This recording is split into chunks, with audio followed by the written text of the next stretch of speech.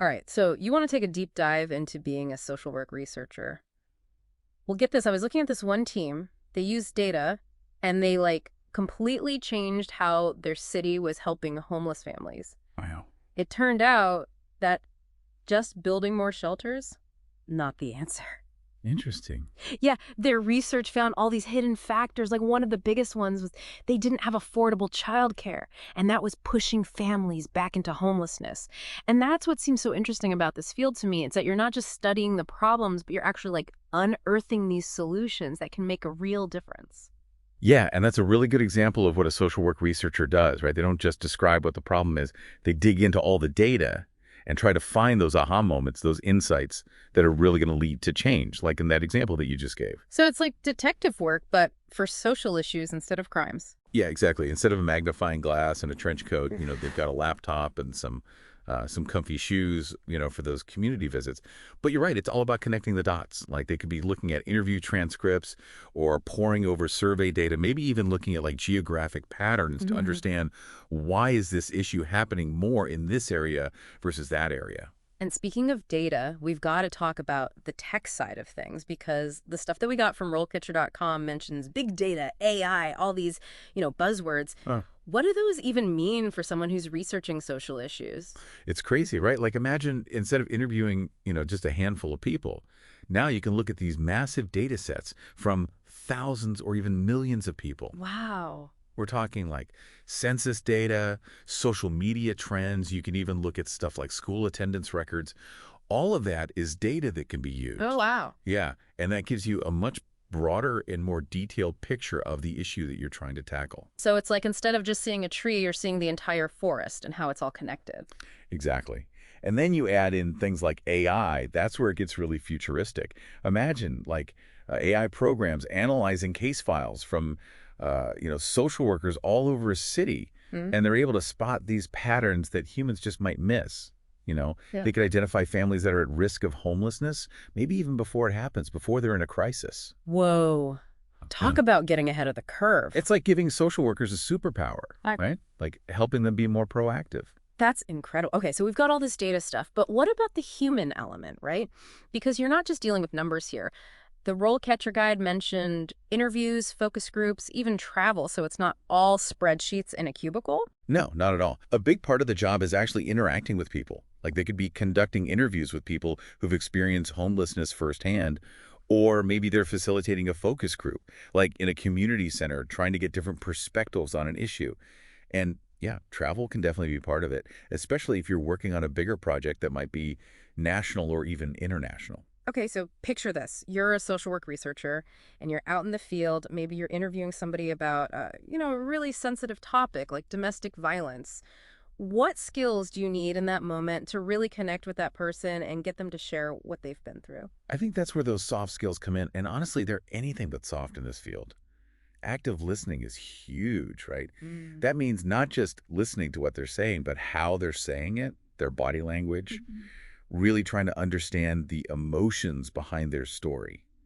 Empathy is obviously also super important. So you're trying to create a safe space where this person feels comfortable opening up to you and sharing really personal things. Exactly. And building that rapport, it's essential if you want to get good information, the kind of stuff that goes way beyond just checking boxes on a survey. Now, I see here on this role catcher career guide, they have a whole list of skills. I'm talking reading comprehension, writing, problem solving, it goes on and on. Yeah. If you had to pick the top 3 skills that social work researcher needs, which ones would you pick and why? Ooh, that's a tough one. Well, we've already talked about active listening, so that one's definitely up there. Mm. But I'd have to say writing is super key and also critical thinking. Okay, yeah, writing, that makes sense because you got to get all that info out there, right? Hmm. But critical thinking, tell me more about that. Why is that so important for a social work researcher?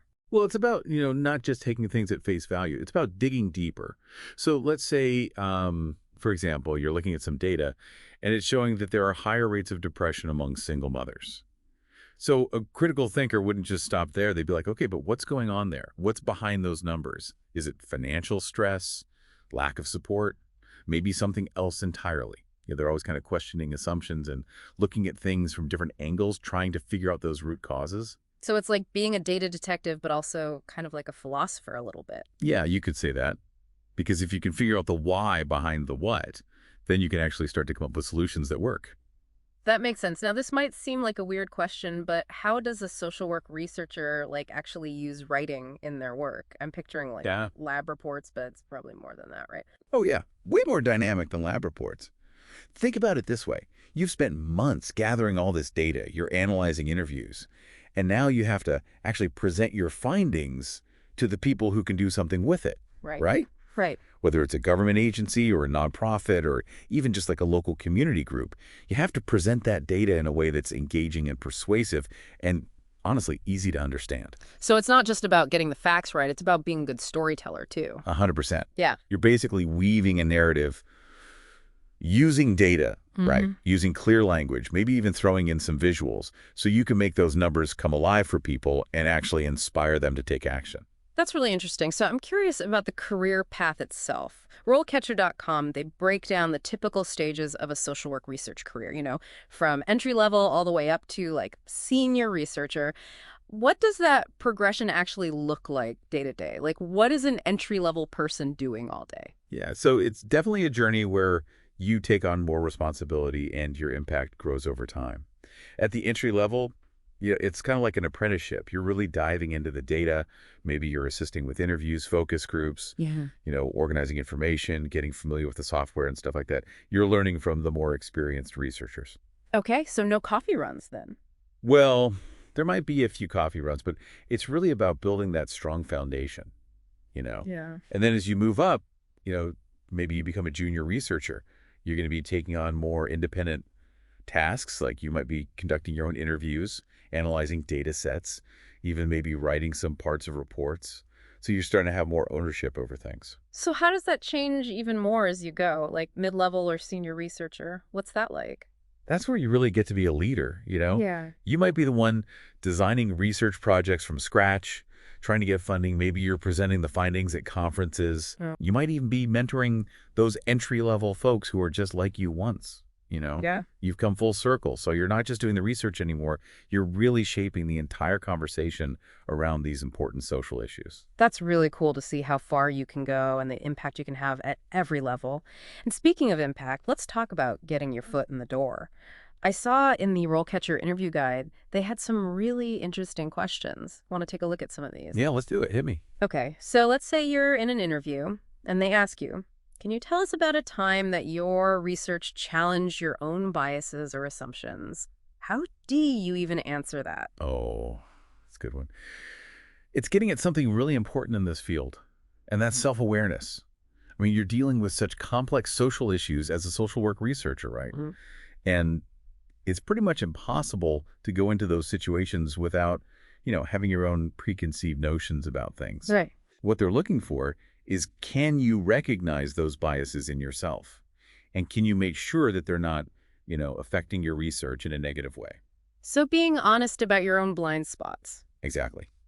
So a good way to answer that is to share a specific example from your research, like a time when you encountered something totally unexpected that challenged your thinking. So maybe you went in thinking one thing and then the data just totally took you in a different direction. Yeah, exactly. And don't be afraid to talk about what you learned from that, how it made you a better researcher, more objective, more insightful. Okay, that's great advice. RoleCatcher also talks about how important it is to ask good questions when you're in the interview. What's a good question that, a potential social work researcher could ask that would really make them stand out? That's a good point. Showing you're curious and engaged goes a long way. What kind of question would really impress a potential employer? I think instead of just asking about, the job itself, see if you can connect with the organization's mission. Like you can say something like, I was really blown away by, your work on youth homelessness. Yeah. What would you say are some of the biggest challenges that you're facing in that area right now? Oh, I like that. Shows you've done your homework. Exactly. You're really invested. Okay, we've covered a lot of ground here. Everything from data analysis to interviewing skills to, like you said, telling a story with the information. But before we go, I want to look ahead a little bit. We talked about the impact of technology, but what does the future hold for social work researchers? Any predictions? Ooh, that's a big question. Well, I mean, just imagine a world where AI could analyze tons of data to figure out which communities are going to be hit hardest by, like, climate change, right? Right. And then social workers could use that info to get resources to those people before things get really bad. That's incredible. Or how about using virtual reality to, like, train social workers on how to communicate, in a way that's sensitive to different cultures that could really help them navigate those tricky situations. So the possibilities are, I mean, they're pretty much endless. So it sounds like social work researchers are really going to be on the cutting edge of using all this new tech to solve some really big problems. Absolutely, yeah. And as that tech gets even more advanced, I think we're just going to see, even more creative ways to use it to help people. It's pretty amazing to think about the kind of impact this career can have, not just right now, but, like you said, shaping a better future for everybody. So if someone's listening to this and they're thinking, okay, this sounds like me, I want to be a social work researcher, where should they go to learn more? Well, RoleCatcher.com is honestly a really great place to start. Their career guide breaks down, everything you need to know. We're talking education requirements, salary info, even how to write a killer resume. And their interview tips, seriously helpful. Consider this your official permission slip to go down the rabbit hole of social work research. We just scratched the surface today, but hopefully this has sparked your curiosity. It's a really interesting field. It really is. If you're passionate about making a difference and you love digging into data and you really believe in the power of research, this could be the career for you. I couldn't have said it better myself.